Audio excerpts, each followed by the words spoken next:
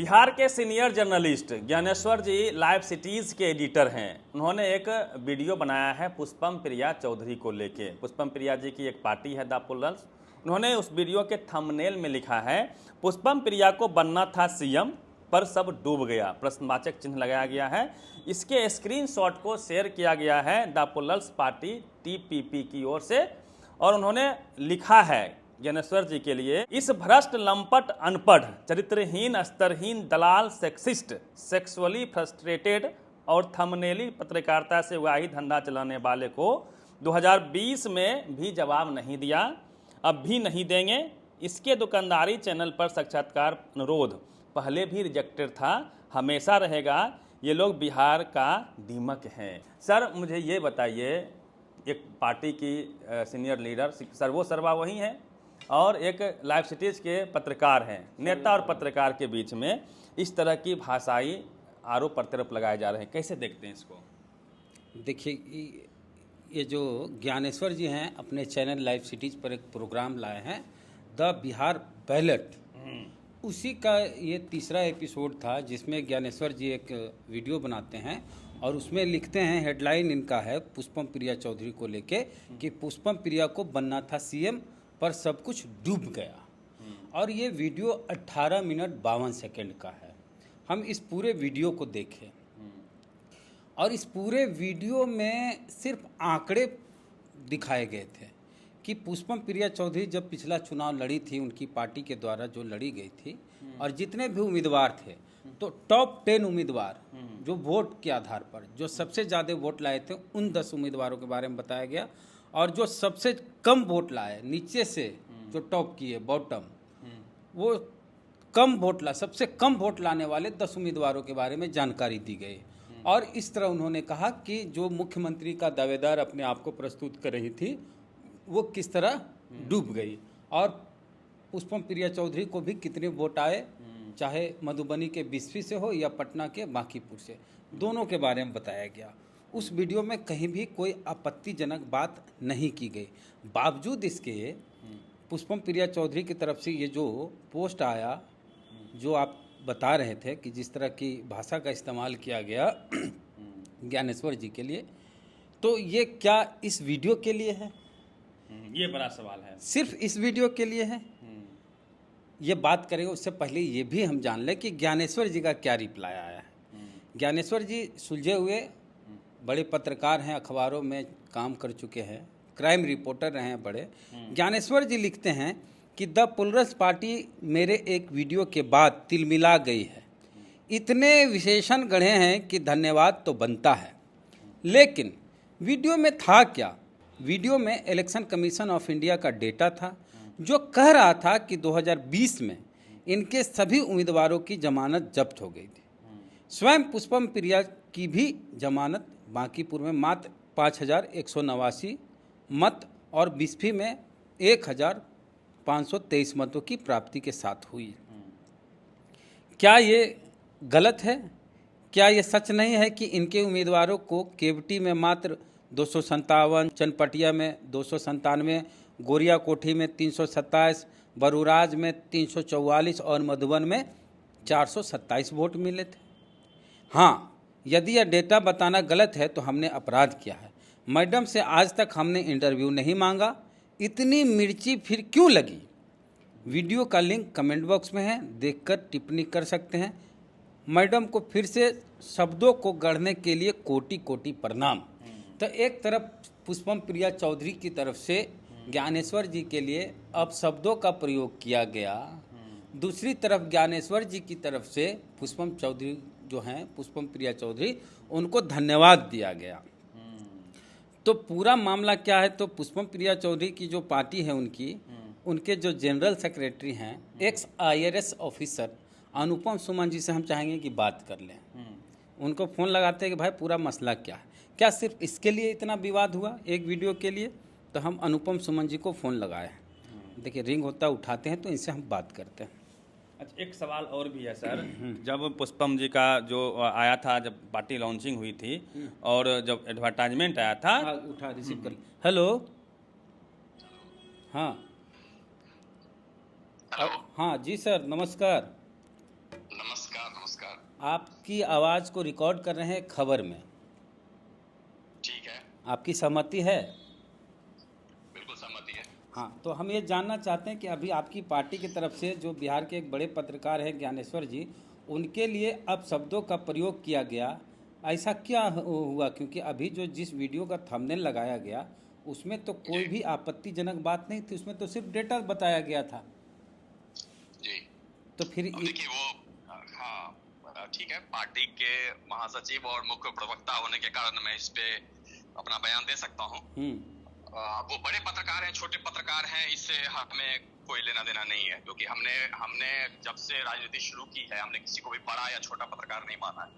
पत्रकार है, कुछ लोग स्वयं खुद को क्लेम कर लेते हैं कि वो बड़े पत्रकार हैं, तो होंगे वो बड़े पत्रकार।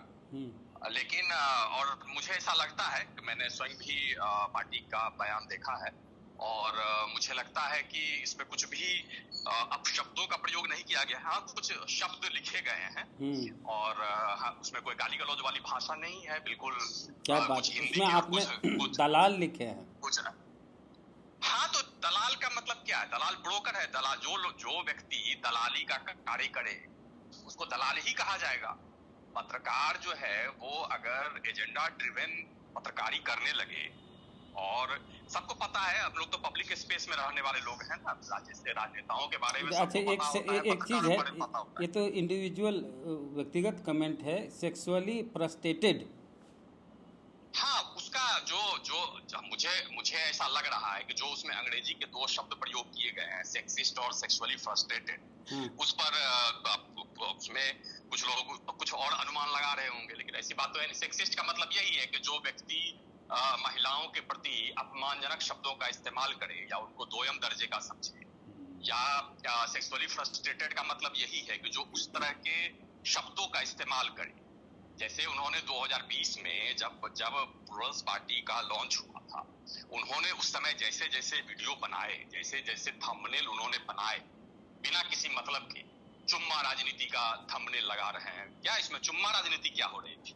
कोई व्यक्ति है, कोई युवा है, कोई स्त्री है जिसने लंदन स्कूल ऑफ इकोनॉमिक्स में पढ़ाई की है, ITS में पढ़ाई की है, वो आकर के अगर एक साफ सुथरी राजनीति करना चाहती है तो ये क्या कोई नाच गाना का कार्यक्रम तो है नहीं, ऑर्केस्ट्रा का आयोजन तो किया नहीं जा रहा था।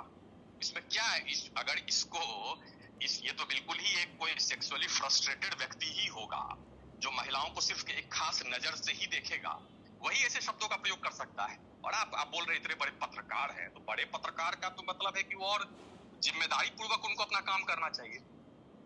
तो हम जो पार्टी ने बयान दिया है कि 2020 में भी हमने उनको जवाब नहीं दिया, हमें तो उन पर मानहानि का मुकदमा करना चाहिए, लेकिन हमने उस समय भी नहीं किया, हम अभी भी नहीं कर रहे हैं। लेकिन अभी फिर से उन्होंने प्रोवोक किया है, अभी उन्होंने कल फिर प्रोवोक किया है बिना किसी मतलब के। इस बीच में उनके कार्यालय से लगातार संपर्क रहा कि हमें उनको तो साक्षात्कार नहीं दिया सकता है। नहीं तो उनकी तरफ से कहा गया कि वो कभी इंटरव्यू आपसे मांगे ही नहीं। अरे अब इसका तो कोई कोर्ट में इसका फैसला तो होगा नहीं ना, वो बात तो आप भी समझते हैं। देखिए, पुष्पम प्रिया चौधरी जी का तो इससे कोई लेना देना है ही नहीं। पुष्पम प्रिया चौधरी जी ना उनको फॉलो करती है, ना उनके कार्यक्रम देखती है। वो इशू मार्च 2020 में सेटल हो चुका है, क्योंकि जिस तरह की घटिया स्तर की पत्रकारिता, अगर उसको पत्रकारिता कहा जाए तो, जो उन्होंने की, उसके बाद तो पुष्पम प्रिया चौधरी जी का तो उनसे कोई लेना देना ही नहीं रहा है। अब उस खबर की बात करें जो 9 मार्च 2020 को एक खबर ज्ञानेश्वर जी बनाए थे, उसमें उन्होंने हेडलाइन दिया था, CM कैंडिडेट बनी पुष्पम प्रिया चौधरी, अब यहाँ बहा रही है रुपये, क्या बिहार में मिलेगा चुम्मा वोट? हाँ, ये इसका आप तो खुद पढ़े लिखे पत्रकार हैं, IIMC से पढ़े हैं, मुझे बताइए पत्रकारिता के किस कोर्स के तहत ये इस तरह के शब्दों का इस्तेमाल किया जा सकता है? और पैसा बहाने की क्या बात है? बार बार देखिए, अभी जो नया वीडियो उन्होंने बनाया, मैंने देखा उस वीडियो, मैंने देखा कि भाई वो क्या बोल रहे हैं। ठीक है, सारा डेटा है, सब कुछ अच्छा है कि जमानत जब्त हो गया। अरे जमानत तो भाई जो 150 साल पुरानी पार्टी है उसका तो दिल्ली में सभी सीटों पर जमानत जब्त हो गया। नीतीश कुमार की पार्टी यूपी में चुनाव लड़ी, सभी सीटों पर जमानत जब्त हो गया। और जिसके लिए ये महोदय अभी बैटिंग कर रहे हैं, जिस पर तिल मिला करके उन्होंने वीडियो बनाया, अभी प्लुरल्स पार्टी ने उस पार्टी के विरुद्ध एक बात कही थी कि भाई वो तू तरह की भाषा का इस्तेमाल कर रहे हैं, तो ये उनके बचाव में खुद एक वीडियो लेकर के आ गए डेटा के साथ। तो उनका अभी तो उन्होंने उपचुनाव लड़ा, वो बोल रहे थे कि भाई 2025 का सेटलमेंट हम 24 में ही कर देंगे।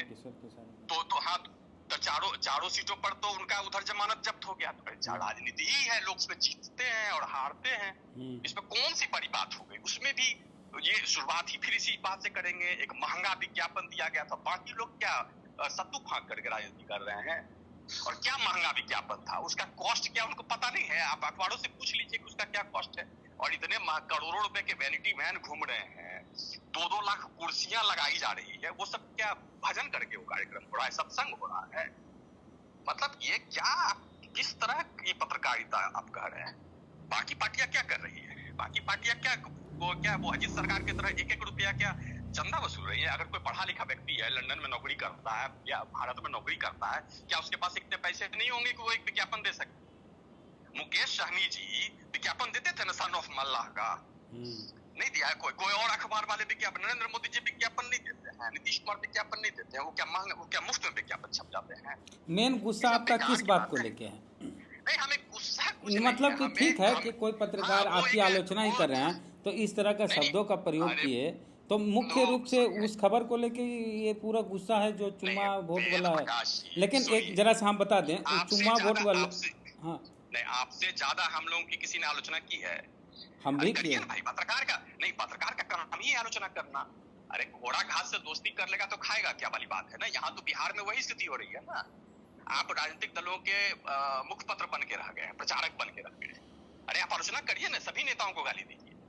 हम कहाँ कह रहे हैं कि आप हमको गाली मत दीजिए, क्रिटिसाइज मत करिए, हमारा जमानत जब्त हो गया, सब कुछ बोलिए कि हाँ भाई इनका संगठन मजबूत नहीं है या ये चुनाव नहीं जीत पाए वगैरह वगैरह। जितनी बातें हैं आप बोलिए, भाई जमीन पे नहीं है, हवा में है, क्या है, जो बोलना है बोलिए। लेकिन आप अपने शब्दों का चयन ठीक रखिए और भेदभाव मत करिए, गलत शब्दों का इस्तेमाल करिएगा। हमने 2020 में आपको छोड़ दिया, फिर आप वही सब कहानी लेकर के आ गए। नहीं, इस बार तो ऐसा कुछ नहीं था, इस बार तो खाली डेटा था। अभी नहीं, डेटा था, लेकिन आप फिर से अगर पुष्पम प्रिया चौधरी डूब ही गई है तो वीडियो क्यों बना रहे हैं? क्यों नहीं, पॉलिटिक्स में तो वीडियो तो बनेगा ही। नहीं, वही बोल रहे हैं, नहीं वही बोल रहे, फिर क्यों? अगर नहीं है, अगर पुष्पम प्रिया चौधरी, हाँ, ये कह सकते हैं कि उनकी प्रासंगिकता नहीं है। हाँ नहीं, हाँ आप जो भी कहना है आप कहिए, लेकिन आपने सिर्फ वही सब बातों को देखिए। ये सब जो चालाकियां हैं, फिर वही सब शब्दों का इस्तेमाल, महंगा विज्ञापन किया गया। देखिए इनके कार्यकर्ताओं को कितना वोट आया। दूसरी पार्टी का वोट बताइए ना। अब चुनाव हुआ है ना, उपचुनाव हुआ है, उसका वोट बताइए। किसी को अगर 10,000 वोट या 30,000 वोट आ गया है तो उसको अपने दम पर आया है कि पार्टी के दम पर आया है, वो बताइए। तो बताते हैं, हम लोग बताते हैं। जैसे उपचुनाव में क्या हुआ, जैसे प्रशांत किशोर का क्लेम था कि उनकी पार्टी वोट लाएगी, लेकिन 2 ऐसे जगहों पर लगता है कि 1,000-2,000 वोट आया और 2 जगह पर कुछ ज़्यादा वोट आए, 30,000 चाहे 25,000। तो जहाँ ज़्यादा वोट आए वहाँ कैंडिडेट की वजह से आए वोट, उनका अपना वोट था। अगर प्रशांत किशोर की वजह से वोट आते तो चारों जगह उतना ही वोट आते, उसी तरह से आते। तो इस तरह का विश्लेषण तो हम लोग भी करते हैं, तो कहाँ कोई गरिया रहा है उसे? करते हैं, उसको करते हैं, लेकिन कल का जो उनका वीडियो आया, विश्लेषण आया है, उसका एक इतिहास जो 2020 तक जाता है। वो 2020 से वो एक खास एजेंडा चलाते हैं। आज तक उन्होंने, जो प्रशांत किशोर जी का आपने नाम लिया, उनके बारे में उन्होंने कहा कि चुम्मा राजनीति कर रहे हैं या तो चुम्मा वाला जो है जिक्र जानते हैं क्यों है? चुम्मा राजनीति की जिक्र वो किए इंदिरा गांधी की हत्या के बाद, जब इलाहाबाद में चुनाव हुआ था और कांग्रेस से अमिताभ बच्चन चुनाव लड़ रहे थे, और उस चुनाव में क्या हुआ कि अमिताभ बच्चन को जो वोट मिले थे, उस समय तो बैलेट पेपर में वोट मिलता था, तो 4,000 के कुछ आसपास करीब बैलेट पेपर में किस किया हुआ था, मतलब वोट इनवैलिड हो गया। इसलिए उसको कोरिलेट किया गया था इस चुनाव में। और उसमें लोकदल से हेमवंती नंदन बहुगुना चुनाव लड़े थे, जो चुनाव वो हार गए थे कुछ 80,000 के आसपास वोटों से।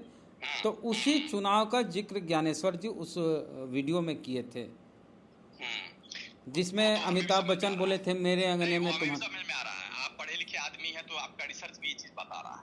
लेकिन जो एक आम दर्शक है यहाँ का, जब आप एक नई पार्टी होते हैं, आप एक अच्छे इरादे के साथ कुछ एक गंदी राजनीति में प्रवेश करना चाहते हैं, तो जब इस तरह के थंबनेल लगाए जाते हैं जब इस तरह का नैरेटिव बनाना, तो आप भी समझ रहे हैं, अभी मीडिया में है यहाँ तो पूरे नेशनल मीडिया से लेके टेलीविजन हर जगह तो नैरेटिव और थंबनेल की ही पत्रकारिता हो रही है। आप किसी खास व्यक्ति के लिए प्रोपेगेंडा करिए। अब कोई आदमी कैश बांट रहा है तो वो सेवा है, समझ गए कि वो सेवा है। अगर बाहर आ गया और उसमें कैश बट रहा है तो वो तो सेवा है भाई, अब उनका सेवा धर्म का पालन कर रहे हैं। कोई आदमी विज्ञापन दे रहा है अपना प्रचार करने के लिए तो महंगा आ रहा है, कहां से पैसा आ रहा है, इत्यादि इत्यादि बातें क्लियर है ना, बहुत स्पष्ट है कि भाई आप एजेंडा ड्राइव कर रहे हो, वो भी करिए, उसमें भी दिक्कत नहीं। लेकिन आप अनाप शनाप मत बोलिए, फोटो लगा करके क्लिक बेट लेने के लिए आप अनाप शनाप मत लिखिए, यही बात है। और ठीक है, उन्होंने चुम्मा राजनीति लिखी, चुम्मा वोट लिखा, तो हमने कहा चुम्मा चुप्पी किया, हमने तो कुछ बात कही नहीं। हमारी पार्टी ने सिर्फ यही बात कहा कि भाई इनसे जो शब्द उसमें इस्तेमाल किए गए हैं वो उन पर अक्षरशः लागू होते हैं, कि उनका जो व्यवहार रहा है, उनकी जो पत्रकारिता रही है, उस पर अक्षरशः लागू होते हैं।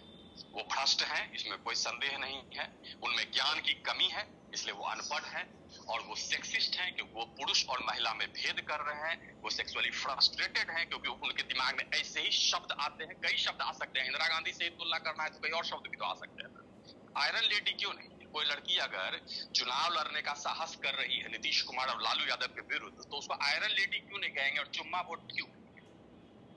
अपनी मानसिकता है, अपनी सोच है, तो ठीक है, उसके लिए पार्टी ने अपना बयान दिया है, मुझे लगता है बिल्कुल सही बयान दिया है। ओके, धन्यवाद अनुपम जी, धन्यवाद, शुक्रिया, चलिए बहुत धन्यवाद। अच्छा, ये चुम्मा वोट की जो चर्चा अभी आपने अनुपम सुमन जी ने किया, ये क्या है, थोड़ा सा दर्शकों को बताइए। देखिए, 1984 में जब इंदिरा गांधी की हत्या के बाद चुनाव हुआ था इलाहाबाद में, तो वहाँ पर राजीव गांधी के अपने मित्र जो अमिताभ बच्चन हैं, उनको कांग्रेस से उम्मीदवार बनाए थे। और चूंकि अमिताभ बच्चन स्टारडम वाले अभिनेता सुपरस्टार थे, तो हाँ, तो अमिताभ बच्चन जहाँ ठहरे थे वहाँ रोज सवेरे सवेरे हजारों की संख्या में लड़के लड़कियाँ जुटते थे, खास करके महिलाएं, और वहाँ पर अपना दुपट्टा जहाँ रहते थे अमिताभ बच्चन वहाँ फेंक देती थी। मतलब ये क्रेज था महिलाओं में अमिताभ बच्चन का उस वक्त में। हाँ, और अमिताभ बच्चन के खिलाफ हेमवंती नंदन बहुगुना चुनाव लड़े थे लोकदल से, जो 4 वर्ग के मुख्यमंत्री थे, और उनका घर अभी उत्तराखंड, जहाँ मतलब अभी के हालात में देखें तो जहाँ उत्तराखंड है वहाँ घर था। तो अमिताभ बच्चन, हालांकि उस समय उत्तर प्रदेश में ही था, तो अमिताभ बच्चन उस समय एक नारा लगाए थे कि मेरे अंगने में तुम्हारा क्या काम है, और बड़ी संख्या बड़े अंतर से अमिताभ बच्चन उस चुनाव को जीते थे। तो जब चुनाव का परिणाम आया तो उस समय तो बैलेट पेपर में चुनाव होता था, तो बैलेट पेपर 4000 कुछ बैलेट पेपर तो इनवैलिड हो गया जो अमिताभ बच्चन के पक्ष में था। और उस बैलेट पेपर में जैसे पहले मुहर मारते थे, मुहर की जगह लड़कियां के लिपस्टिक का निशान था कि अमिताभ बच्चन को चुम्मा का निशान। हाँ, चुम्मा, वो कई गाना चुम्मा फेमस, चुम्मा दे चुम्मा करके है। तब अब सोचिए कि एक स्टार चुनाव लड़ रहा है, तो लड़कियां उस क्षेत्र की अब वोट देना चाहती, लेकिन किस करती है बैलेट पेपर पर, और लिपस्टिक के निशान उस पर लग जाते हैं। उसी को लेके ज्ञानेश्वर जी उस वीडियो में जिक्र किए थे। हालांकि चर्चा पूरी हुई थी पुष्पम प्रिया चौधरी की, लेकिन उसमें इस प्रकरण को जोड़ दिया गया था। उसको लेके पुष्पम प्रिया चौधरी नाराज हैं। नाराजगी इस वीडियो से नहीं है, नाराजगी उस वीडियो से है जिसमें अमिताभ बच्चन की कहानी को बताया गया था, उस चुनाव के बारे में बताया गया था। तो ज्ञानेश्वर जी तो इन सब चीज़ों का बुरा नहीं माने, और ज्ञानेश्वर जी मुस्कुराते हुए धन्यवाद दिए। चलिए, आप क्या मानते हैं, क्या पुष्पम प्रिया चौधरी को इस तरह की भाषा का इस्तेमाल करना चाहिए? आप क्या मानते हैं? पूरी बातचीत पे आप प्रतिक्रिया दीजिए। Ravi Mehta, the activist, Patna.